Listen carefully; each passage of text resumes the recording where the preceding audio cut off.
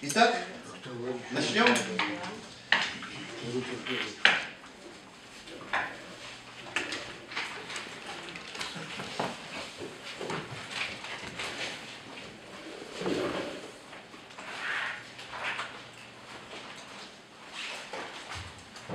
Я сегодня специально надел свой праздничный наряд, потому что хочу вас поздравить с началом целого наступающего нового пчеловодного года. Общая тема будет такая. Новая технология. Значит, это не мое изобретение. Ничего я здесь не придумал. Это изучение, многолетнее изучение всевозможных источников плюс личный опыт. Плюс личный опыт. Вот это самое главное, самое важное. То есть, короче говоря, итог. Почти полувекового занятия пчеловодства. Почти полувекового. Хотя я начал заниматься пчелами где-то 41 год. Вот так.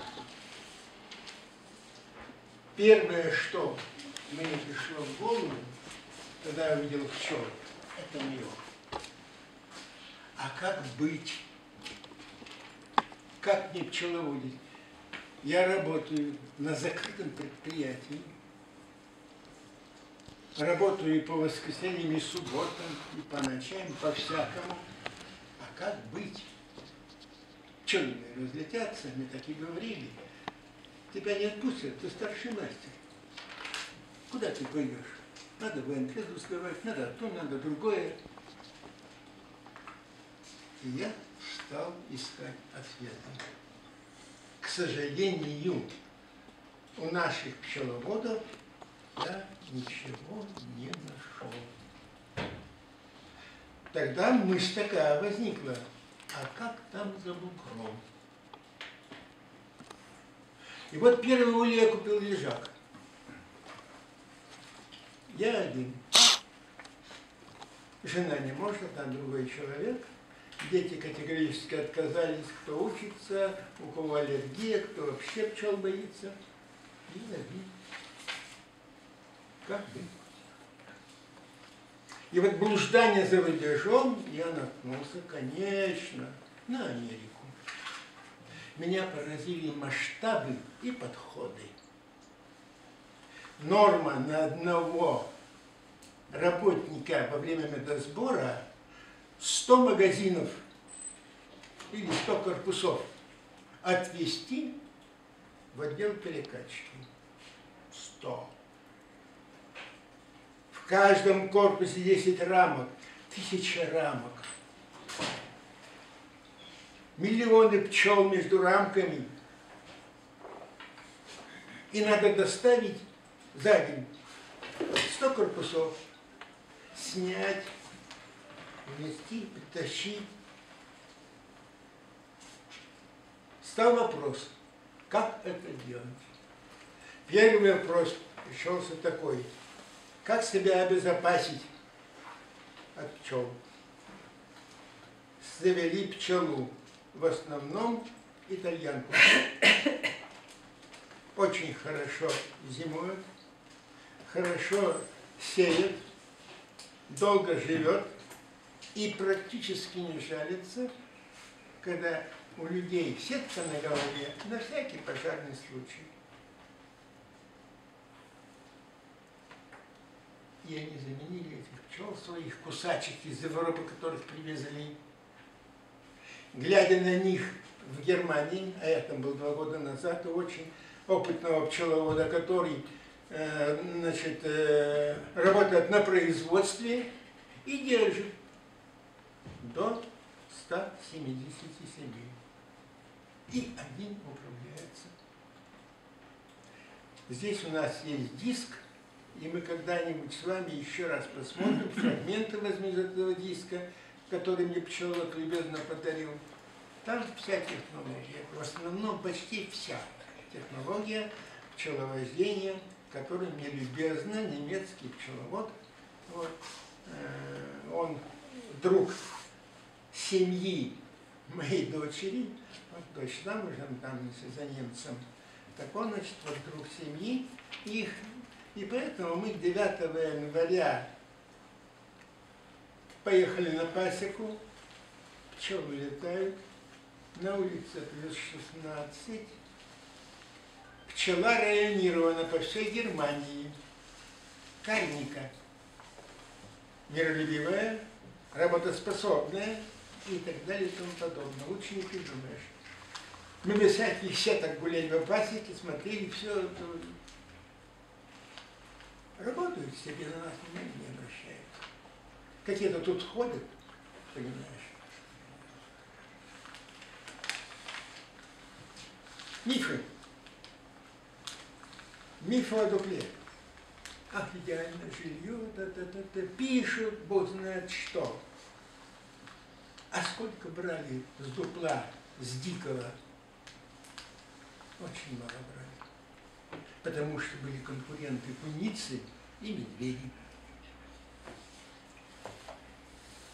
Тогда взяли, сделали дупло в толстом дереве, в сосне, и появился бортевой мед. Борть. А сколько с бортя брали? Борть занимает 70 литров объема. Борть. А вот наш Дадан с магазином объем занимает гораздо больше. Дадан 60 литров и магазин 30 литров, тоже 90. В этот небольшой улей, который явно мал, а там вот наверху. А сколько берут? Я специально это изучал. То и сок меда берут, вырезают. И вот про эту бурзянку все уши пили. Это ученый народ себе зарабатывает эти самые, как говорится, звания. И еще столько заработано на этой бурзянке. Дикая, злобная, рыливая. Но вот ей такое звание присвоили, что она особая. Для науки пускай себя живет, бог с ней. А в нашей зоне лучше Карпатки и Краинки. Я предпочитаю Краинку. Нет. Карник или Краинка? Краинка. Карника в Германии, Краинка, сестра ее, и Карпатка.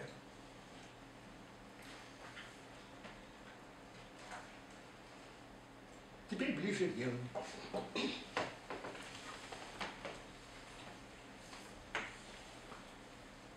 Установили наши ученые, да и практики, что матка этого года, сигалетка называют, сигалетка, она вдвое увеличивает работу пчел, вдвое по медосбору. Пчелы чувствуют молодую матку, работают как звери. Двухлетка на 20% меньше и трехлетка на 30% меньше. Вот почему в природе такое мощное роение. После каждого роения остается обязательно в гнезде сигалетка. Обязательно. И вот возникла такая мысль, а как сделать так, чтобы все время была сигалетка, чтобы не было роения, и все время максимально она отрабатывала это все. Значит, это придумали еще в 19 веке пчеловоды. Когда разделили лежак на отводах, куда помещали старую мать, когда в разделительной доске делали решеточку, чтобы пчелы общались с гнездом, А в большом гнезде в основном выводилась бы молодая мать. Здесь нужно знать биологию. Обязательно уметь считать. У вас должен быть запечатанный маточник где-то до 10 мая. Отводки делать, все считать, все записывать. Отводки, если будете делать и раздавать маточники, надо так делать, чтобы матка по выходе из маточника 5 дней, запоминайте, 5 дней, чтобы эта матка могла жить в гнезде, она потом на облет пойдет в хороших условиях. Хорошо питалась, тепло чтобы было, и чтобы за ней был уход. Ошибка пчеловода заключается в том, матку увидел молодую, и в отводах. Из отводка слетают пчелы старые в гнездо, остается молодежь, которая тоскует по маме. Неплодная матка попадает в дичайшие условия. Холодно, голодно, воды нет попить. А потом люди говорят, дескать, весенние матки, они ни к чему не годятся, они плохие. Ничего подобного. Если мы все регулярно записываем, когда, кто, чего, где вышел, вот, и дадим возможность матке созреть до вылета на спаривание, до вылета, это 5 дней. Вот знать на зубок, на память надо знать эту вот таблицу, 30 дней этот диск, каждый пчеловод ночью проснулся, спросил, через сколько дней будет печать, через сколько дней значит, будет зрелый маточник, когда она выйдет, сколько времени она отдыхает до первого вылета и так далее и тому подобное. Матка, вышедшая из маточника, живет 5 дней. За это время она должна быть укрепнуть, хорошо питаться, быть здоровой, веселой. Веселой. Да-да, веселой. Ее видно. А ведь еще что говорят? Скорее матку-то лови, пока она еще вот вялая, пока она еще не энергичная, надо скорее поймать в клеточке и в отводах. А в отводке холодно, голодно, и попить нечего. Молодежь не может ее обслуживать, потому что летная пчела слетела. Ими невдомек. Они скулят, что мамы дома нет. А у них опыта нет. Они же сами дети не выросли. Вот если этот пчеловод хорошо поймет, то он обязательно выведет раннюю мать и обязательно успеет до роевого периода, до роения. А роение начинается, у нас пчелы начинают интенсивно готовиться после 15 числа. Именно после 15-го, и к 20 числу они уже готовы на крыло. От 21, 22, 23 до 1 июня большинство сильных семей уже улетает куда-то, пока хозяин на работе там или зазевался. Вот эти вещи нужно уметь считать. И уметь вот это делать. На это уходят годы и летушки. А я вам вот, готовенько возьмите, пожалуйста, запомните и имейте это в виду. Следующий этап. Как это делать первый шаг? Значит, большинство держит лежаки. Я удивляюсь, как люди в наше время, в наш век держат вот эти вот сундуки по 100 килограммов, надрываются, надрывают ближних своих. Паяльная лампа, сейчас хоть газ есть еще, обжигают, парят, жарят. Выставка – это каторга такая вот. как это вот можно? Как это можно допустить? Когда этот немец был по обмену опытом на Украине, и он мне рассказывал через переводчика, дочь была переводчик, я как удивился, когда этот вот лежат, приподнять не мог. Я думал, так, легонько возьму, да и... А оказывается, когда узнал, что он около 100 килограммов на 24 рамки этот лежат. А как поставить на него магазин? А если хороший медосбор? А как второй поставить, когда везде кругом дыры, потому что здесь просто ставится вот ящик без дна и сюда рамки. Как? А никак. Только хвалить лежат, что он где хороший. Следующее. Варварская работа с пчелами. Никому в ум не придет человеку. Это опять пробел в биологии. Когда мы открываем улей, мы залазим не в гнездо, не в дом чужой, а в организм.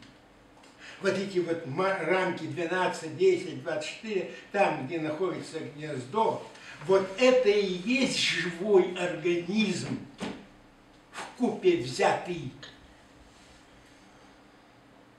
И когда мы начинаем разрушать гнездо, мы разрушаем живой организм. Первое, что мы делаем, снижаем резко температуру.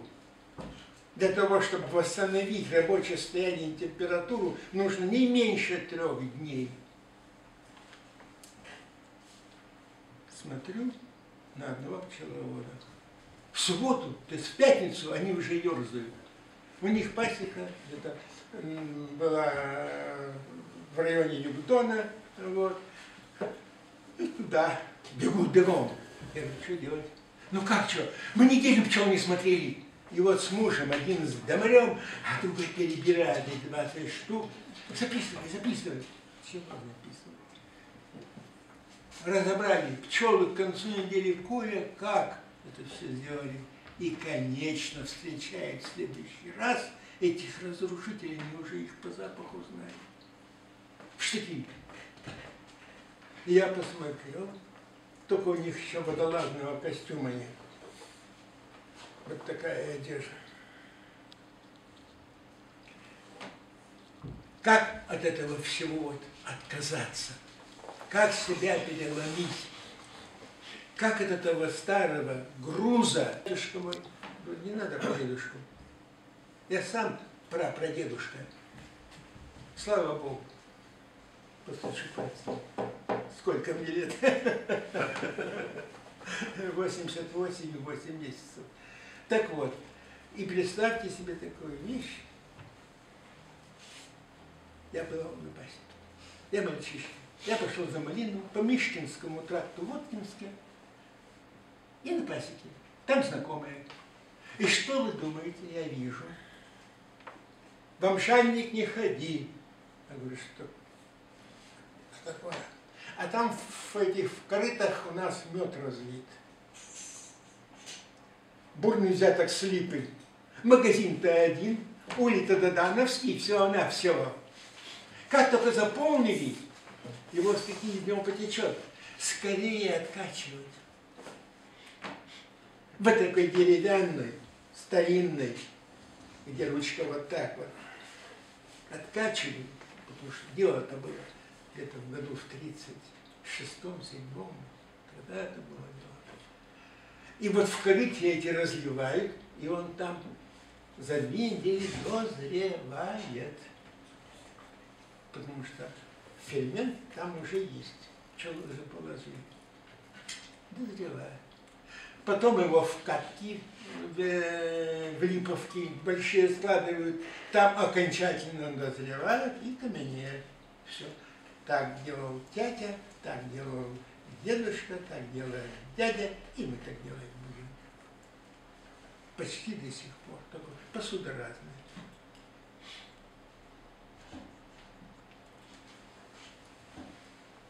Читай американцев.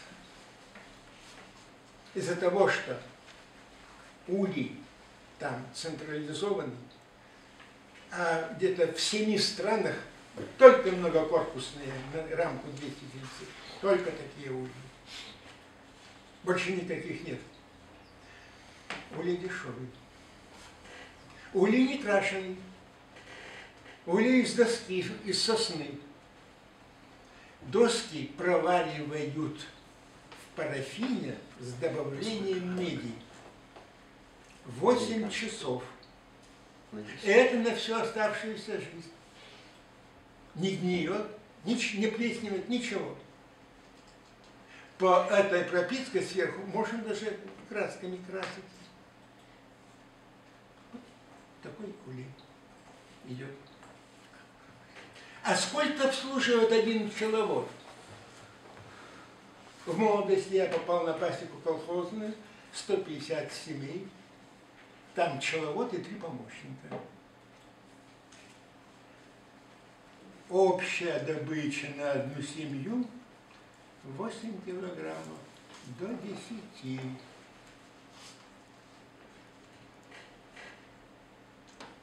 А я начинающий, у меня так мало не бывает. Как это так? Я спрашиваю пчеловода на ушко. От него хороший перегарчик идет, значит, он уже, с ним можно разговаривать по душам. А он мне говорит, так я бы утроил и удвоил. У меня-то ведь стоит 20 чурок, в крестьянстве еще ули называют чурками, 20 чурок, так я почитаю с каждой чурки по 3 года беру. А тут-то почему ты не берешь? Знаю 12, на будущий год мне 13 план запишет, а еще через год еще столько. А если будет плохой взяток, придет ревизия, будет смотреть, а куда я спрятал, куда я украл его. Не дай Бог, рой окажется неучтенным. Как так? Это вот немыслимое дело. А как ты живешь? А вот так и живем. Мне планируют 9. Я в хороший год даю 10. А похуже даю 7. А как избавиться от баночников? Идет человек от председателя колхоза с бетончиком. Иваныч, ну-ка налей-ка сюда. Друг из города приехал. Ну как же не налить? А я все покрываю. И таких баночников за месяц, говорит, набирается пляшки 2-3. И я должен это все покрыть. Ну, я не стал удивляться. Мне это понятно. Хорошо. Значит, вот система вот такая, она до сих пор не умерла. Попробуйте кочевать сейчас, пока вы не заведете хороший блат с кем-то там, каких-то крупных хозяйств, колхозов кстати, уже нет. И вы с трудом устроите, а так иначе вас кинут. Американцы по $150 получают на семью за пчелоопыление, а за мед получают меньше. И урожаи из-за этого очень высокие, из-за того, что есть пчелоопыление. На это маленько в сторону мы отошли, значит, это лирическое было отступление. Идем дальше. Как я делаю весной? Первое. Я с первого дня сразу же завел многокорпусные ульи. Литературы никакой, технологий никакой. Матьки слышу. Сверху внедрили, нахвалили, технологии нет, пчела злобная. Я пришел на пасеку, и кто этих корпусов накупил, он их скупил. А они на меня смотрели. Вот идиот, а? Вот идиот-то. Мы-то уж наелись, а он-то, да? По что он столько скупает? Я посмотрел, как американцы пчеловодят. Решетка, волшебница решетка.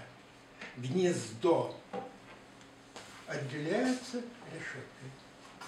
А дальше ставьте корпуса. Наши пишут, менять корпуса местами, ничего этого менять не надо. Ставь под низ, в разрез. Под низ, под низ, под низ, под низ. Следующий вопрос. А как быть с сигалеткой? Поскольку я держал на липе, то я делал это очень просто. Мне попалась книга, купил в командировке, прочитал Кашковского «Кемеровская система пчеловождения». Для меня это было почище открытия Америки. Я пошел в магазин, благо это было недорого стоило, ни копейки стоили. Я купил 10 штук. Приехал, раздарил пчеловодам, ни один толком не прочитал, ни один не попробовал. Полистали, на полку положили и забыли. А там как раз деление на поллета с тем, чтобы вывести молодую мать. А старая мать является донором для усиления сигалетней матери, которая не будет роиться. И знаменитый пчеловод Найчуков, он брал чуть до 200 килограммов в Сумиге в Сибири. Именно на матках сигалетках, которые почти не роятся. Почти. У Волоховича иногда они роились, но он там ставил 12 корпусов, и в каждом корпусе была отдельная семья, объединяла, оставлял. Если привес меньше 10 килограммов, вот этот гигант и сигалеткой будет роиться.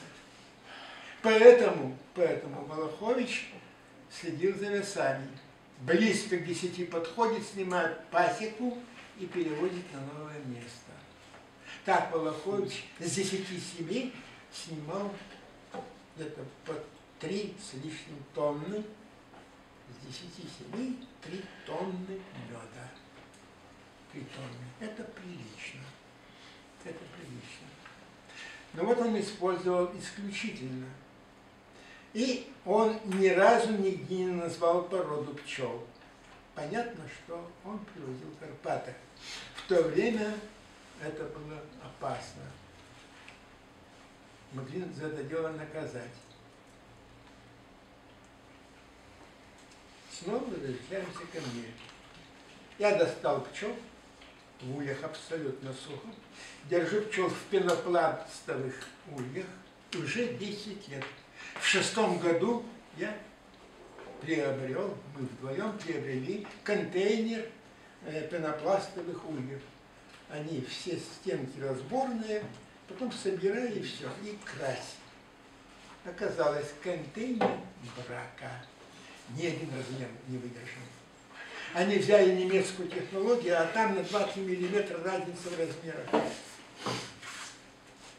Потому что было переведено с Америки в дюймах, перевели в миллиметры. И вот эта разница вылезла. И вот эти ульи, которые последний-то, то же самое. Опять та же самая ошибка. Мне пришлось делать специальный сверхпериод. Мы написали письмо этим ребятам, позвонили и сказали: ребята, если вам не жалко миллиона, мы с вами будем судиться. Оплата за конвейер, расходы всевозможные, потеря выгоды, мы сезон потеряли из-за вас и так далее, мы вас разорим. Они говорят так: ради Бога, оставьте тут все контейнеры, куда угодно выбрасывайте, мы вам высылаем второй контейнер, и вам не надо за него платить. Мы первый контейнер ставили, сделали специальный станок и очень быстро с соседом заработали. И у нас получилось. По контейнеру нарыло, извините меня. Дело это было по тем временам в 6-м году очень дорогое. Я истратил на это 72 тысячи рублей. Но не пожалел. За год все окупилось. За 1 год. Итак, семья перезимовала. в 2 корпусах семью я выставил. Я не буду говорить там чего, как смотрел. Вот. Семена, как правило, хорошо зимуют в них, если правильно организуешь зимовку. Правильно организуешь зимовку. Если будешь с точки зрения человека делать, зимовка будет плохая. А с точки зрения пчелы, то зимовка будет хорошая, нормальная. Кому интересно, я позже остановлюсь. А дальше что делать? Семья развивается нормально. И я беру нижний корпус, формирую. То есть пчелы призимовали в верхнем корпусе. Я беру его, снимаю и ставлю вниз. Наверх я ставлю уже другой корпус. Дальше. Беглый осмотр. Это вот. Эту рамку посмотреть, есть корм. И эту рамку, есть корм. Пчелы хорошо несут обножку. Чего говорят не то. Если матка есть, если матка сидит, работает, то есть что делать. Видно по обножке. Матки нет, или трутовка, или еще что-нибудь. Несут по маковому семечку. А здесь несут по лицу 2 корзины и на загривке вот еще такая пачка пыльцы несут. Значит, не надо разбирать. Организм не надо разрушать. Итак, у меня сформированный вид. Это, значит, примерно конец апреля, начало мая. Мне нужно сейчас заложить маточник молодой матери. Что я делаю? Во 2-й корпус ставлю 1 рамку с печатным расплодом. Раз. Матку легко найти, потому что не так уж и много пчел весной. Матка меченая, Карпатка. И я эту матку вместе с рамочкой переставляю в верхний корпус. На нижний корпус я кладу пленку. А сзади оставляю 2-3 сантиметра вот такое пространство для того, чтобы пчелы переходили или общались с маткой. Но у них все равно появляется сиротство. А чтобы у матки не было соблазна туда вот уходить, ставлю магазин. Там пустые рамки стоят, вощина стоит, решетку разделительную, потом вот этот вот корпус с маткой. Здесь нужно смотреть в оба. Дать корм и дать 6-7 рамок суши. Рамку с пергой. И вот этот вверху отводок матка начинает сеять, работать. Даже в роевую пору там не закладываются маточники по простой причине. Это тоже надо знать. Почему пакеты продают по 1,5–1,5 килограмма пчел? Есть критическая масса, при которой будет роение или не будет роения. До 800 граммов пчел, 800–700, роения не будет. Потому что и расплода немного. Если они улетят пчелы, то и молодых пчел нет. А кто будет матку, а кто будет за семечком смотреть? Поскольку это делается в первых числах мая, то под пленкой свой микроклимат тепло. Но и ульи сверху стоят, они с фальцами, они плотные, они теплые, стоят. И пчелы общаются. Нет-нет, да и кверху матки сладят, поработают. А здесь уже заложены маточники. И пчелы выбирают лучший маточник сами. Но если вы хотите, пчел еще немного, сами сделать, то вы должны маточники все выломать, кроме одного чуточку не запечатанного. Вы визуально должны посмотреть, он должен быть перламутровый, красивый. Пчелы всю энергию бросят, потому что больше заложить не из кого. Время уже прошло. Уже самые молодые пчелы пятидневные, и яиц уже нет давно. И вот это будет матка. Поскольку основное гнездо внизу, матка развивается в идеальных условиях. Кормушки вот. Обслуга есть. Никто не собирается ее тащить в холодный нуклеус. Она дома. Вскоре она придет на обед. И желательно все это сделать до 15 числа, чтобы 15 числа пчелы, матки должны уже выходить. И чтобы 20-го они пошли на облет. Таким образом, у вас постоянно работает одна матка наверху, постоянно. Как только появились запечатанные, я раз к низу отправлю. Но обычно я отправляю по 2, по 3 рамки, жду, когда все будут. Как только критическая масса будет выше кило 200, пчелы прекращают работать, матка прекращает сеять и закладывают наверху маточники.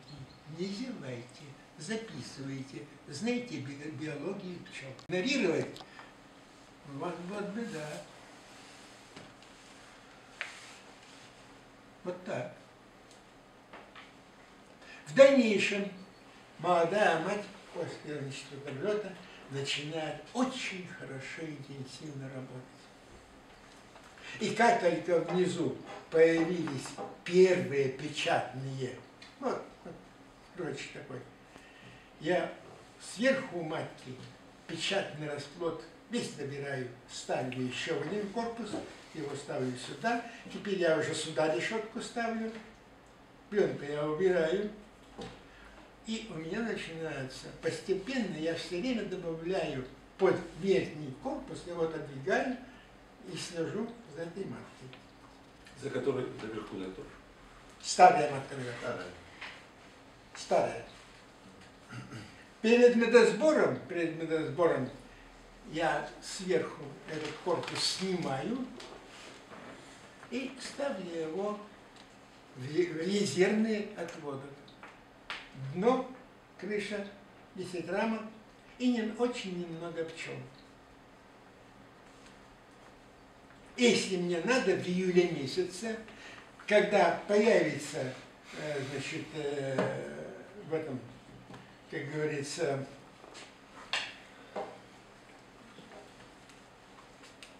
много печатного расплода, и этот маленький улей начнет роиться даже в августе месяце, в этом случае я могу сделать такую вещь. Я могу вывести июльскую матку зимовальную. И как только появится здесь маточник, я его в патрон и в главную семью с молодой сигалеткой и в уголочек втыкаю на конкурс.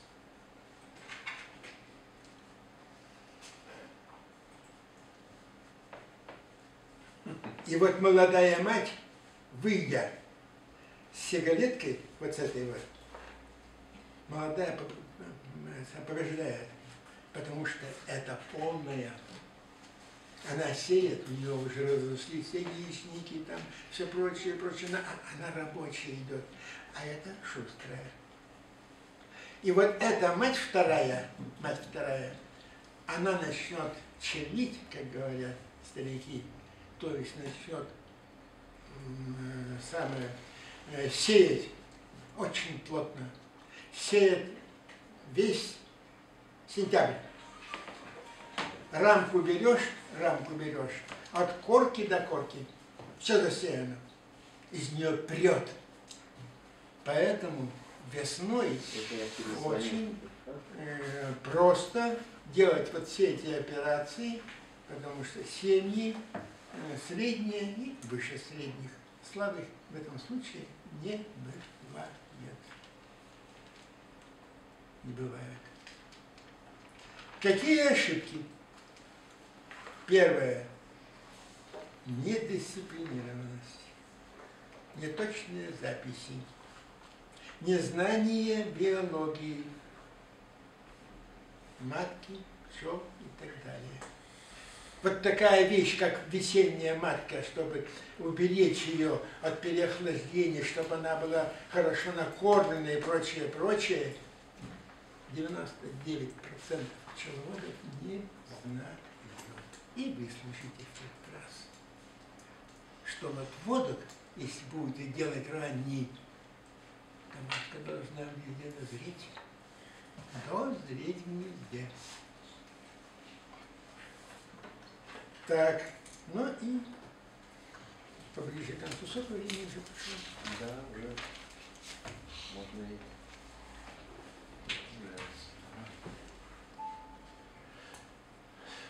Так, сейчас час без 5:02.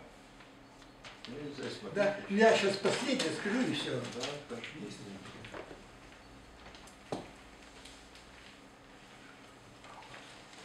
Производительность труда во всех случаях. Значит, мы страдаем. Совершенно относимся к времени настолько легкомысленно, что просто диву дивишься. Время – это не только деньги. Время – это все. Я уже вам говорил. Работник, который снимает пчел с корпусов, должен снять, освободить от пчел, отвезти на место откачки 100 корпусов.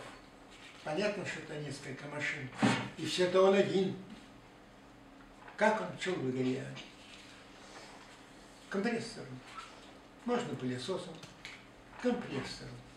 Если на тачке нет электричества, то компрессором. Сдувает их. Попробуйте сдуть русскую пчелу. Мало не покажется. Она и водолазный костюм прошьет. Прошьет. Значит, вот правильно подобрана порода и технология. Сдувая пчел на корпуса, прямо не достает ни одной рамки. Корпус так вот поставил, бросил. Все.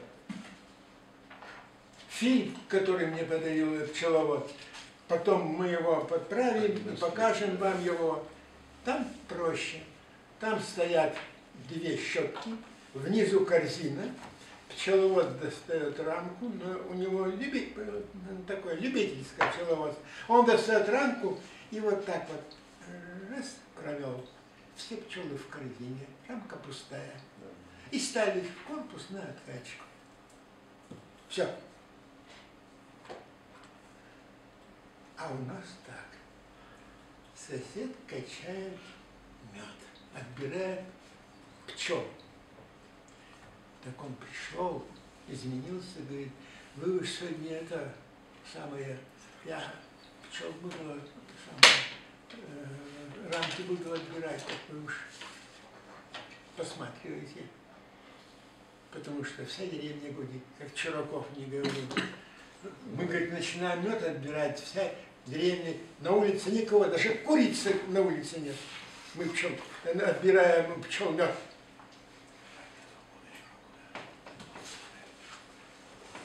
Ну, собственно говоря, у меня, значит, все закончено. Технологию. Значит, задание такое вот на дом. Вот мы сейчас поговорили, а дома на досуге пошевелите мозгами. И поищите, найдите такой вопрос, на который бы я не смог ответить. А я тоже буду шарить в мозгах, я не хочу среди вас выглядеть плохо. Вот мы с вами подружимся, еще глубже узнаем. Так, вы задавай вопрос про зимовку. Да, давайте вопрос. Было? Было. Значит, про зимовку отвечаю. Я все муки зимовки претерпел, как и вы все. Я не святой.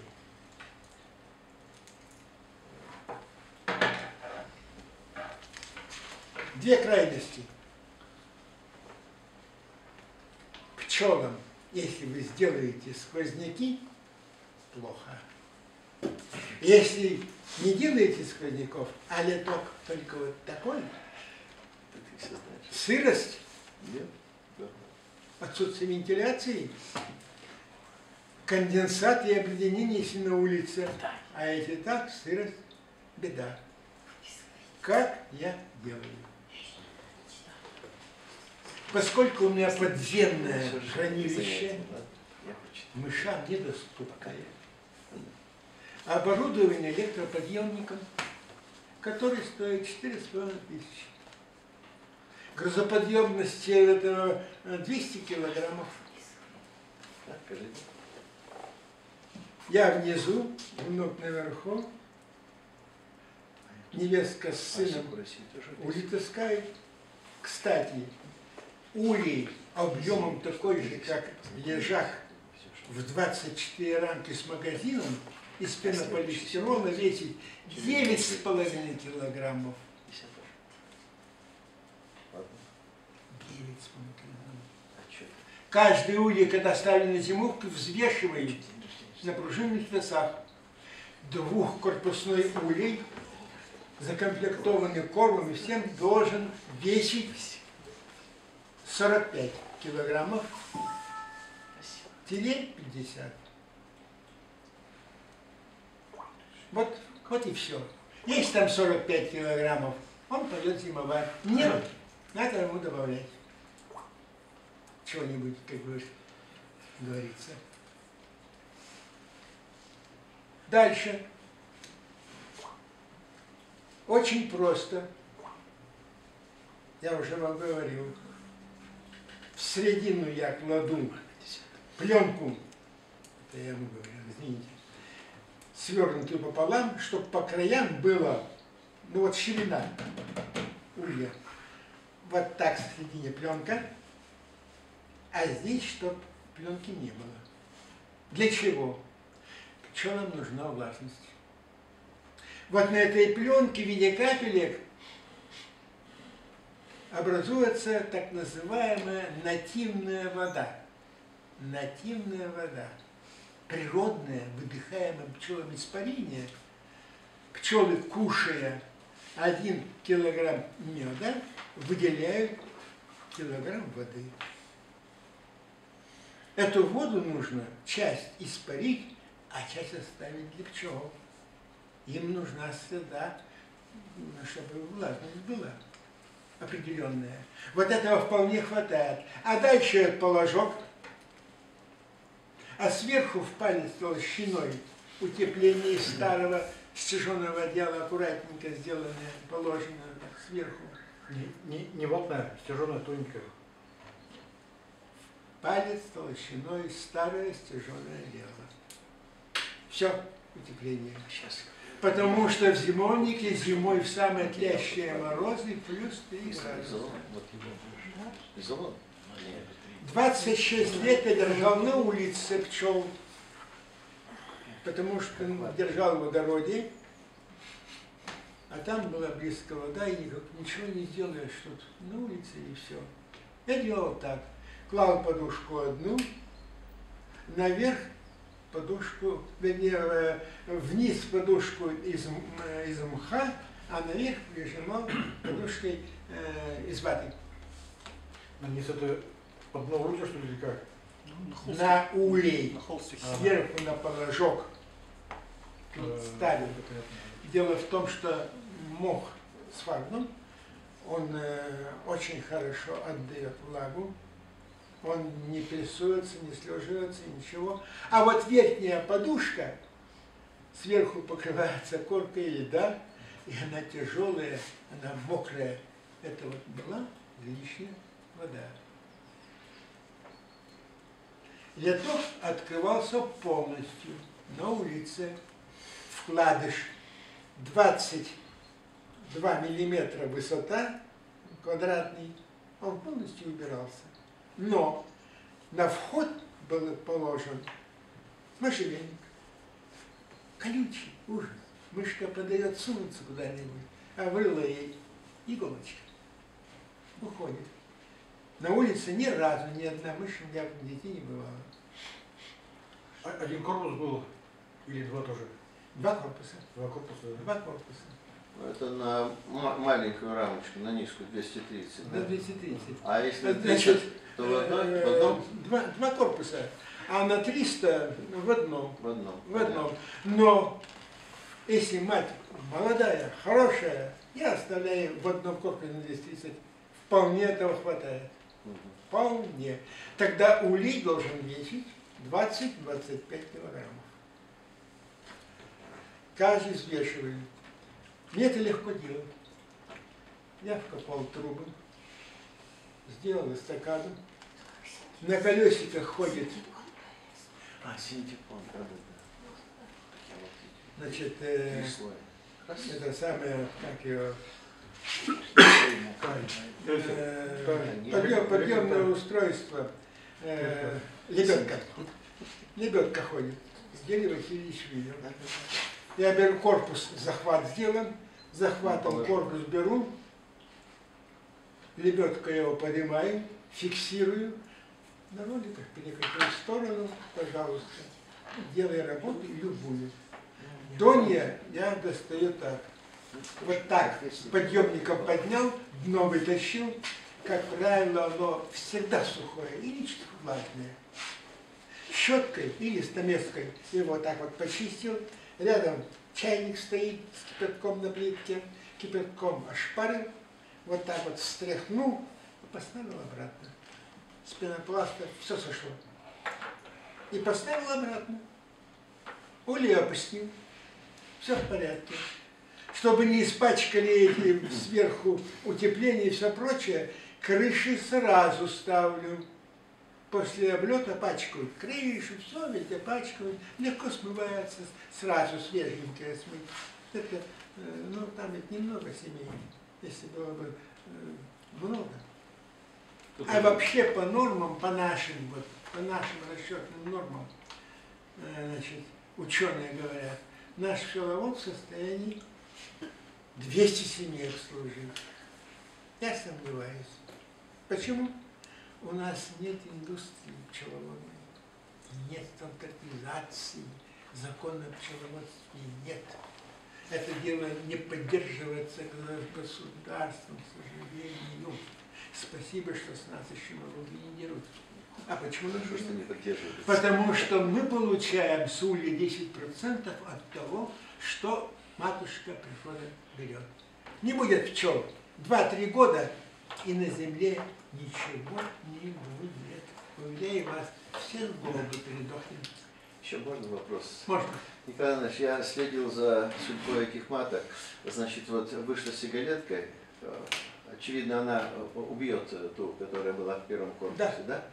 А потом еще вы резервный улей, тоже от водочек, значит, зимовальная матка, да? Так вот, когда ее запустишь, она еще не облетевшаяся. Вот тут судьба этой сигаретки может под угрозой быть. Нет. Нет? Нет. Нет. Дело в том, что если это вы будете делать насильно, это одно дело. Другое дело, когда вы берете и ставите патрончик, защищенный в корпус. И там маточник в корпусе, в таком патрончике стоит. Вы сказали конкурс. Нет, нет. Можно. Нет, все Да. правильно. Простите меня, как Хорошо, говорится. хорошо. Простите мне великодушие. Итак, специальный патрон делается. Из чего только я не делал их. Из бигудей. Самое лучшее. О, вот чего, из бигудей. Да, маткой пахнет. Из бигудей. Но смотря какие бигуди. Бигуди бывают в последнее время вот такие большие, конусные. Да. 200 большой. Вот. И там нет таких дырочек, там щелочки. А вот в такие бигуди я их использовал как маточные клеточки. Использовал как? Вот матки в этих самых находятся в корпусах, вернее в клеточках, так очень плохо вставляются наши эти самые маточники в клеточку Титова. Очень плохо. А сюда хорошо. Пробка с одной стороны, пробка с другой стороны. Все. На положок, под подушку. Матка выходит, там есть немножко и канди. Или мед сгущенный, сухой такой. Да, там лежит немножко. Ну, знаешь, когда они будут выходить. Но когда я приобрел джентерский сорт, это все отпало. Там полный комплект, там все. Все для того, чтобы вывести маток. Ну, вопрос все-таки я не совсем получил. Но они приняли эту матку и выпустили из этого, значит... Она сама вышла. Сама? Она сама вышла. Но она, там же у вас, наверное, есть вощинка. Ничего, никакой вощинки, ничего нет. Так жалко ту матку, которая тоже сигаретка, и они могут друг друга убить. Так. Не убьют. Не убьет? Убьют. Убьют, а пока я говорю, так, жалко. одну минуточку. Нет, вы же сказали, что в верхнем корпусе выводится новая матка. Юльская. Внизу выводится новая матка. Ну, внизу, да, внизу выводится. Внизу да, выводится матка. Да. А там пчел отбирает лучшую, остальных Нет, разрезает и представили, что вы уничтожает. третий отводок делаете для зимования Если я матки. делаю для зимования Вот, матки, так вот об этом. тут я поступаю варварским способом. А варварский способ заключается в том, чтобы заднюю лапку взять и ножницами Понял, всё. отрезать. И пчелки там выводят какую матку? Тихосмена. Ну, тихая смена, что ли, как? Тихую смену. Вот такой здоровый мальчик. Вот так. Все равно ее убьют. Все равно она погибнет. А когда она на работе, вот я работал,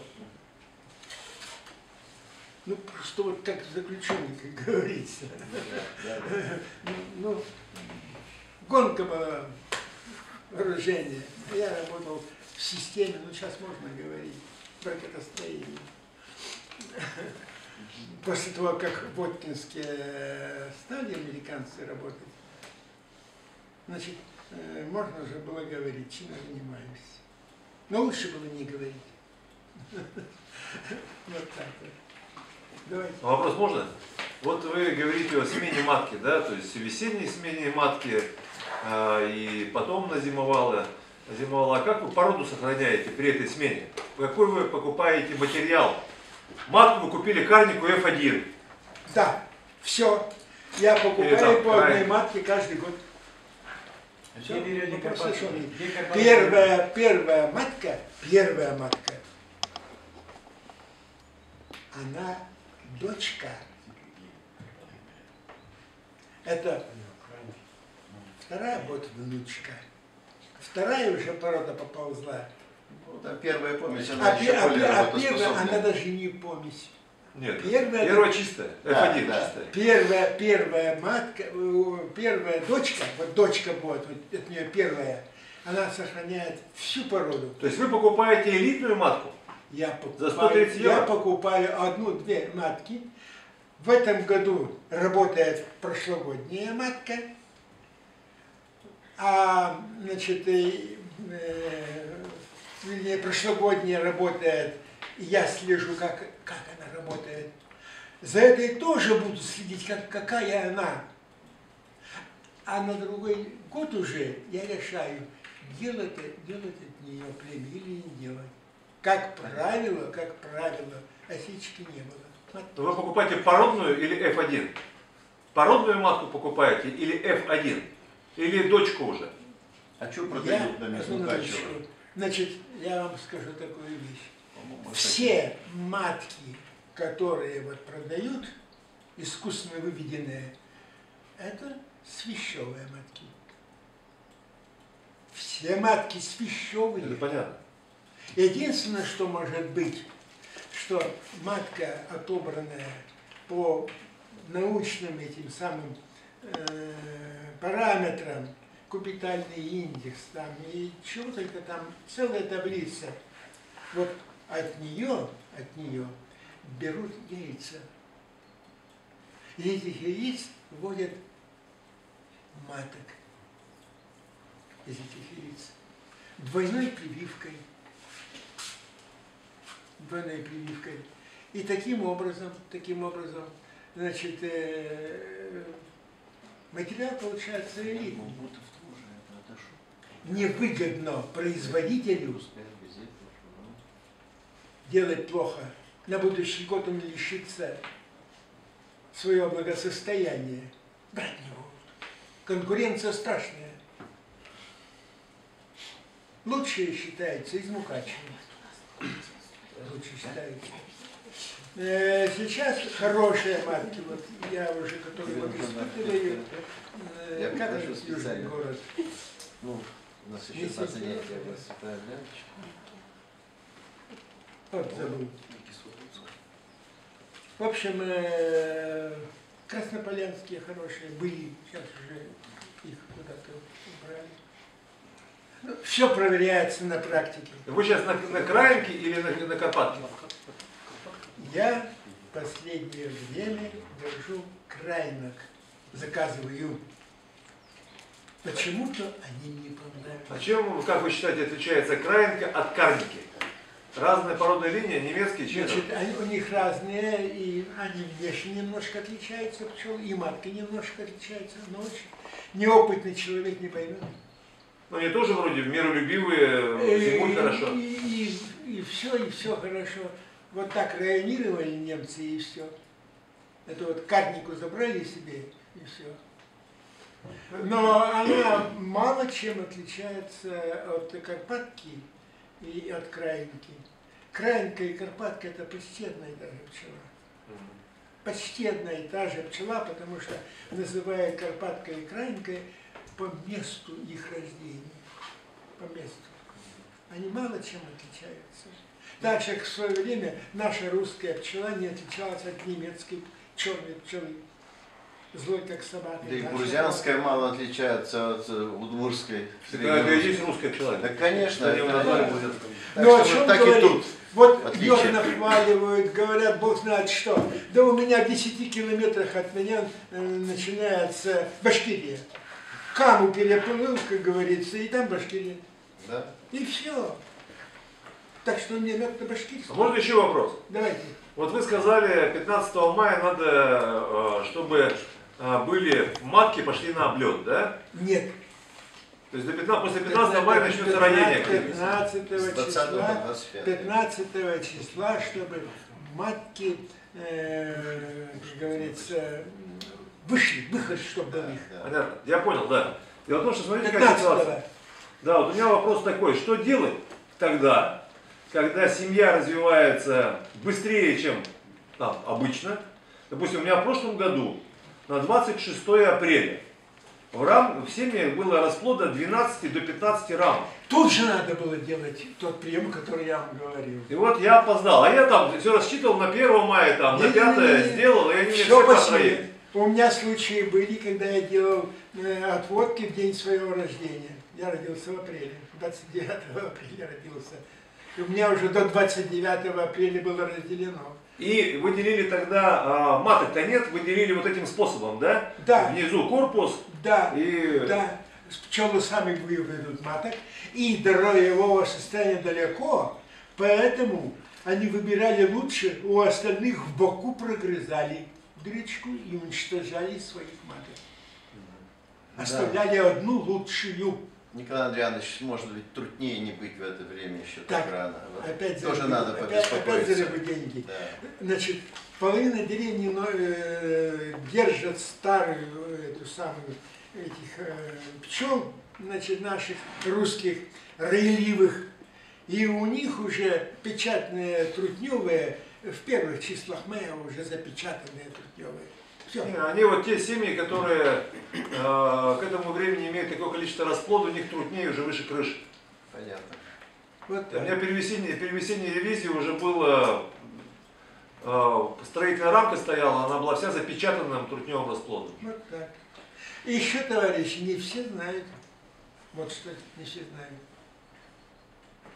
Пчелы, которых выводит матка, значит, от нее рождаются, от ее засева, от плодной матки, у них папы нет. Дедушка только. Только дедушки. Папы нет у них. То есть они чистопородные. Нет, дело в том, что порода через трутня, как говорится, она на первом спаривании не передается. Вот почему рекомендуют. Купил, проверил, весной выводил от нее маток. Вот эти вот первые матки будут дочки, а дочек не выводи, потому что следующих 2 поколения пчелы возвращаются к первородному материалу. Об этом еще Кашковский писал и говорил. Есть пчеловодство с помесями. Работа на помесях. Первого поколения. Очень эффективная. Так. На втором уже хуже. Есть такое пчеловодство. Значит, Работа на помесях. на первое поколение как раз не помеси. Потому что будут Первая дочки. Нет, нет. Да, первая помесь, когда будет. Первая, Это вторая. а первая помощь, а это уже внучки. Ну понятно. Ну, первая Вот, помесь хорошо. вот на внучках, да. Об этом еще писал Да, всплеск. этот самый, как его, Работоспособность. да, знаменитый был пчеловод, забыл уже, он еще писал об этом. Таранов. Таранов, да. Таранов писал. Ну что, господа, может быть, мы закончим? Который Поблагодарим всех нашего пчел отравил, да? лектора. Таранов. Да? Да, спасибо. Только он теоретик, он не практик. Я в Москве была, когда... Договариваемся о следующем занятии. Это Да, он был я теоретик, предлагаю но не 10 практик. декабря. Вы подготовите вопросы, подумайте. Самую И вы каверзу. плодотворно здесь Готовьте еще побеседуем. самую каверзу. Возражений нет? Делай, да дело другое. Самую каверзу готовьте. Ищите. Значит, мы подготовим значит, показ некоторых фильмов, вот из немецкого фильма подготовим. И вот тут человек дал мне про пчеловодство Манапова, особенности его пчеловодства. Так что будем смотреть кино. Спасибо вам. Значит, у пчеловода тогда все хорошо, когда он тратит минимальное время на обслуживание. А где продлять кайф тогда? За Ну, и для счет- меня вот за сходить к счет- пчелам за это счет большое увеличения удовольствие. семьи. А? За счет увеличения семьи. Ой. Когда у вас увеличение. Нет, это уже душа молодеет, ей на место не владеет. А продлевать удовольствие хочется. У вас ульи 10 рамочные, да? А? У вас ульи 10 рамок?